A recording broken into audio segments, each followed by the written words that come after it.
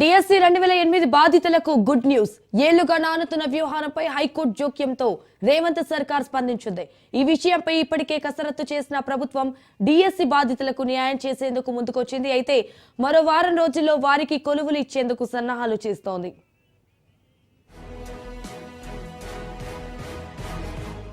ఉమ్మడి ఏపీలో అప్పట్లో చివరి నిమిషంలో తీసుకున్న నిర్ణయంతో ఉత్తమ మార్కులు సాధించిన మెరిట్ జాబితాలో ఉన్నప్పటికీ బీఈడీ అభ్యర్థులు ఉద్యోగాలకు దూరమయ్యారు. అప్పటి నుంచి తమకు న్యాయం చేయాలని వారంతా సర్కార్తో పోరాడుతూనే ఉన్నారు. తమ ప్రభుత్వం అధికారంలోకి వస్తే న్యాయం చేస్తామన్న ఎన్నికల హామీని నెరవేర్చేందుకు రేవంత్ సర్కార్ దృష్టి సారించింది. గత ఏడాది సెప్టెంబర్లో డిఎస్సి 2008లో నష్టపోయిన వారు 2367 మంది అభ్యర్థులున్నట్లు లెక్కలు తీసింది. వారందరికీ కాంట్రాక్టు విధానంలో ఎస్జిటి ఉద్యోగాలను మినిమం టైం స్కేల్ కింద ఇవ్వాలని డిసైడ్ చేసింది. ఆ మేరకు వారందరికీ ధ్రువపత్రాల పరిశీలన కూడా చేశారు. మరో వారం రోజుల్లో వారికి నియామక పత్రాలు అందజేస్తామని పాఠశాల విద్యాశాఖ ప్రకటించింది. వేతనం కింద నెలకు 31,030 రూపాయలు చొప్పున చెల్లిస్తున్నట్టు కూడా తెలిపారు. తర్వాత ఆ తీగతీ లేదు. దాదాపు 2 నెలల తర్వాత మళ్లీ ఇప్పుడు ఆ ప్రస్తావన తెరపైకొచ్చింది. తాజాగా డిఎస్సి బాధితులందరి ధ్రువపత్రాలను అప్లోడ్ చేయాలని, కాంట్రాక్టు విధానంలో సెకండరీ గ్రేడ్ టీచర్ గా పనిచేస్తామంటూ ధృవీకరించాలని విద్యాశాఖ కోరింది.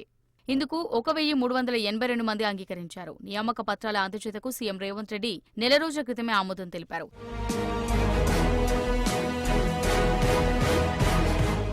అయితే కొందరు హైకోర్టును ఆశ్రయించగా ఉద్యోగాలు ఇవ్వడంపై జాప్యం నెలకొంది. తాజాగా జస్టిస్ అభినంద్ కుమార్ షావిలి, జస్టిస్ తిరుమల దేవితో కూడిన ధర్మాసనం విచారణ చేపట్టింది. కోర్టు ఉత్తర్వులు ఇచ్చినా కూడా అమలు చేయరా అంటూ హైకోర్టు ప్రశ్నించింది. పాఠశాల విద్యాశాఖ కమిషనర్ నరసింహారెడ్డి ధర్మాసనం ముందు హాజరై ఎన్నికల కమిషన్ అనుమతి మంజూరు చేసిందని, నియామక ప్రక్రియ చేపట్టామని విన్నవించారు. 3 రోజుల్లో నియామక ప్రక్రియ పూర్తి చేస్తామని ధర్మాసనానికి స్పష్టం చేశారు. దీంతో ధర్మాసనం స్పందిస్తూ కోర్టు ఉత్తర్వులను గౌరవించాలని మరోసారి సూచించింది. కోర్టు ఉత్తర్వుల అమలు కోసం తదుపరి విచారణను ఈ నెల 17వ తేదీకి వాయిదా వేసింది.